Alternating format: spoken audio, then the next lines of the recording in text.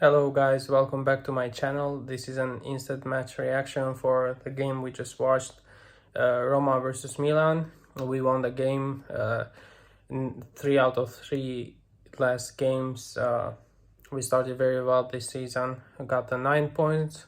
This was like the first big test on Serie A to overcome and to really uh, to really make that first seasonal foundation of starting well and reassuring also the confidence within the team that we are for challenging the title, for challenging for Serie A this season. So that was very important thing to do. Overall for the game, I feel we played very well. We dominated Roma until the 60th minute.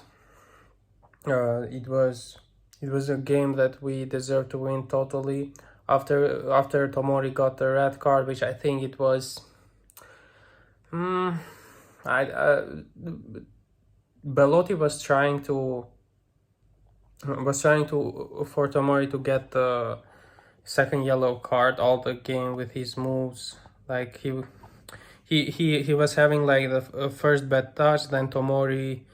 Then he was running onto the body of Tomori, where Tomori was stopping him. He was falling. He did this a couple of times during the game, right after he got Tomori sent off. I think the second yellow card was solved, but I understand also from a referee's point of view, he had to referee a game of high intensity, and it wasn't easy for him. The Tifosi were also pressuring him a lot, but you kind of understand, especially from a team of Mourinho that is anti-football completely. They always try to get the results through more to the physical and fighting battle than from a technical point of view, or like from playing football, playing an open game. So yeah, overall for the game, I thought after the red card we played well. Of course, I didn't expect us to keep the ball or something, but we played well. When it comes to playing with 10 men, we defended well. The deflected shot of I think it was the 93rd minute from Spinazzola, and they scored.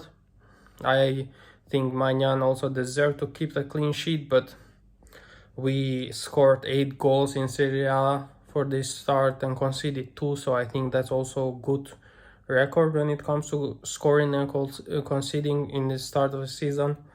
So overall, going through some players in attack, I'm really happy for Rafa. He got his first goal. What an amazing goal! What an amazing reaction! That's what a world class player does. The ball came, and as he was falling, he did what a world-class striker would do at that time. Just however he was positioned on the floor, he just struck the ball very well, and the keeper didn't have a chance. So that was an elite finish. I'm really happy for his first goal in Serie A. I'm really happy for Oliver Giroud's fourth goal in Serie A. Even though he scored 3 penalties, that would do a lot for his confidence and like for this kickstart. And that also helped the team a lot get the wins. But at the same time, Oliver Giroud is not one of these players that just scores goals. You can see him even with 10 players before he got subbed off, or even before when we were 11-11 playing against the 11 players, he was running back, he was tackling. This guy is 37 years old. Come on, like, it's incredible. I just have a smile on my face whenever I see Oliver Giroud running back. I'm like, this guy is not serious. And I like having this type of players for my team, because these type of players show something that rarely you see from players that really love the team. They are like really dedicated and they give their all, no matter their trophy cabinet, no matter their successes in the past. They are humble and like give the best for the team, and these kind of players I love really much, and these are the most successful players. There is a reason why Oliver Giroud is his trophy cabinet is insane. He's he has won so many trophies for a reason, because he is humble. Pulisic, I thought he had a quiet game.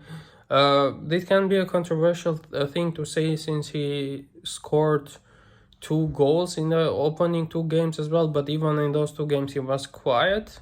He had moments, but even in this game, he had that shot that the keeper saved in the first half. But in general, Pulisic has a lot of good qualities. That's why he needs moments to do well. But generally, he was quiet this game. But I also think he was quiet in the first 2 games. I don't know why people sometimes are like, "Oh my God, what a performance!" He was quiet. He scored goals, which is the most important thing to do. But let's be honest. When you watch the game with your eyes, without the data, without the stats, you can see it for yourself. Loftus-Cheek, all my days. I think he was this one of the contenders for player of the match. I don't know, maybe Rafael I would say is my man of the match, but there are some other contenders as well, like Krunic, Loftus-Cheek. Reindeers played really well, but especially Krunic and Loftus-Cheek, I think they were like the key components of our midfield this game, and they played really well. Loftus-Cheek, his physicality, his speed, he made the first goal, he got the penalty, his run and his agility made that happen. So I think he's a really dynamic player, and he showed more athleticism this game in comparison to the first 2 games.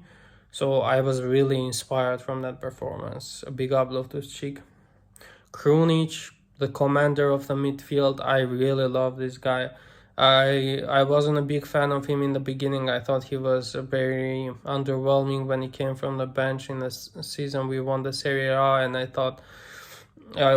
always thought he wasn't Milan quality, but he as time went by, he adapted to the system of Pioli. He understood the system better, and now he's a key part of that midfield.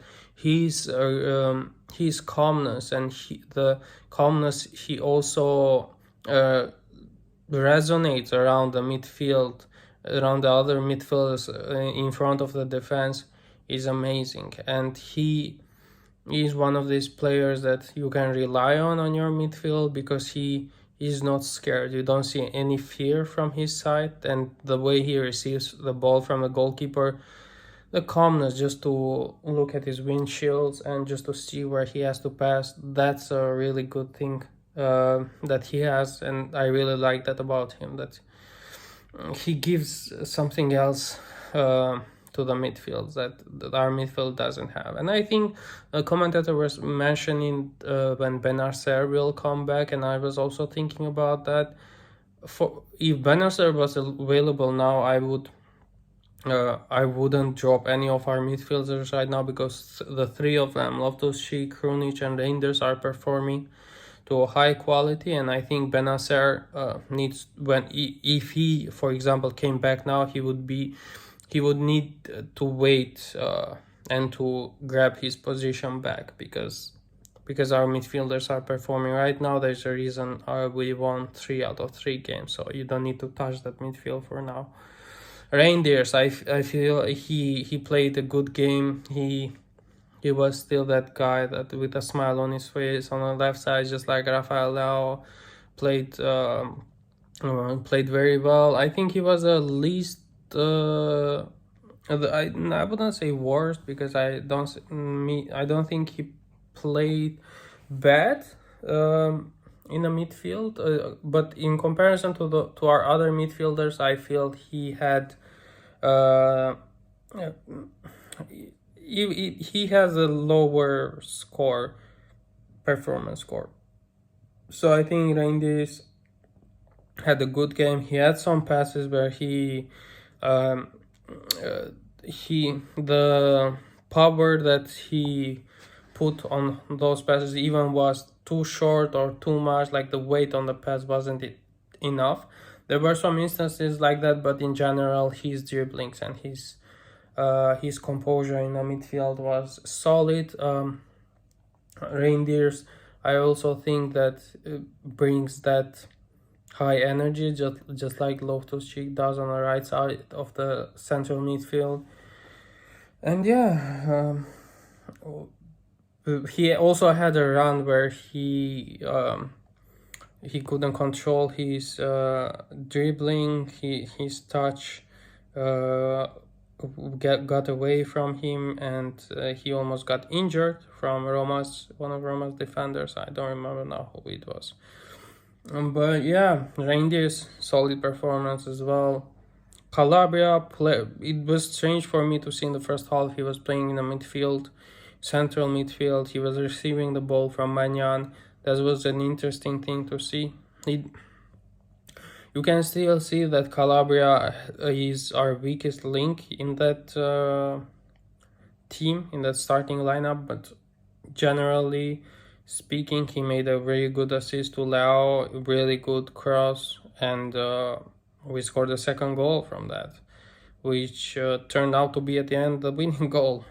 So Calabria, I wouldn't complain a lot about this game, even though you can still see that he is our worst player. But in this game, in isolation, he played well. I wouldn't say it was an extraordinary performance, but it was okay. It was good. And also, we don't expect much from Calabria, so the assist that he gave us was enough for him to deserve a good rating for this performance. Malik Diab, the defender, the strongest, our strongest defender this game. He was solid, and I think he's improving so much, man. He's long range passing, he's dribbling out of the defense. His confidence to go in tackles, and his calmness is something that brings a lot to our team, and he's growing and maturing more and more game by game. You can see that clearly. So that's a really beautiful to see and a beautiful thing to see. And I think Malik Diab will improve much more. He has the sky is the limit for him. He has a very high ceiling. He can become like I think I mentioned in a previous video as well that he has the potential to become 100 player that we can sell for 100 million or something. I think I said this about Rangers actually. I don't remember. It doesn't matter. Malik Diaw has that potential as well, even though that's not my logic behind him. I hope he stays at AC Milan, but looking at football these days, the money and how everything is revolved around money, you kind of have to think. It makes you think like that. Even though our desire is to keep our best players, and I'm so grateful, for example, about Rafael Leao that he chose to stay here. And we have a world-class player, and this is why that fact gives Milan, as a team, it gives a soul. We have a soul as a team, and we are not a team that we just have average players who are at the end of their career or who kind of are rejected from other big leagues like Premier League and came to play in Italy to a slower league or something. We have some players like that, but mostly our team is a young team, a good team, and the team that has a very high potential, especially with Rafael Leao. He is top 3, top 5 winger right now in the world. I don't care what anybody says. You have to watch him. You have to watch him. If you're a football fan that doesn't watch Milan, doesn't watch Milan in Serie A, and just watches in a couple of Champions League games, you have to watch Rafael Leao, and not highlights. You have to watch him during the game, during the entire game. Fikayo Tomori, I don't know, I talked a bit about him in the beginning of this video. I don't want to talk about him more, but what can I say? He's a liability, to be honest. He's a liability. He's a good defender. Like, he has a lot of confidence, but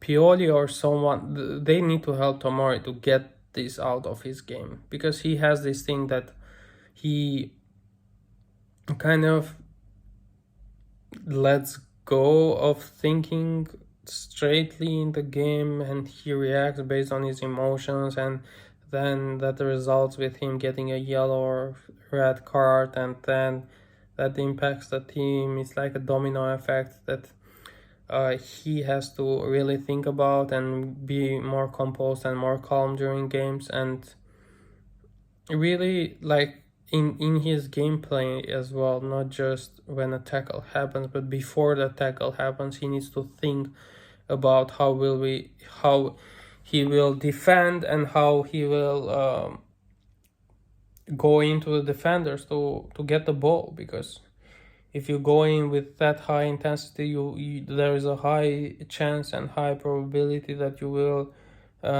make a foul and have a yellow card, and it takes only 2 yellow cards for you to get sent off. So that's what he really has to think and mature in these games. I mentioned this in the past as well.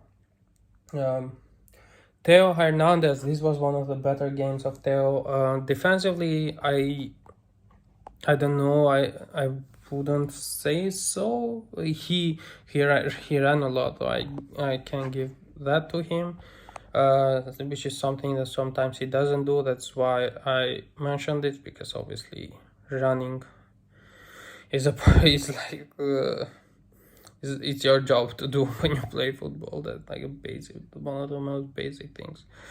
But Theo played well. He had some attacking runs. I think he could have squared the ball like a second earlier in a couple of instances. He took an extra touch, and then the ball got deflected, and we won a corner. But in general, he had some really good runs that another day could result as assists as goals. So I think he had a good game. Manyan, silent, completely silent.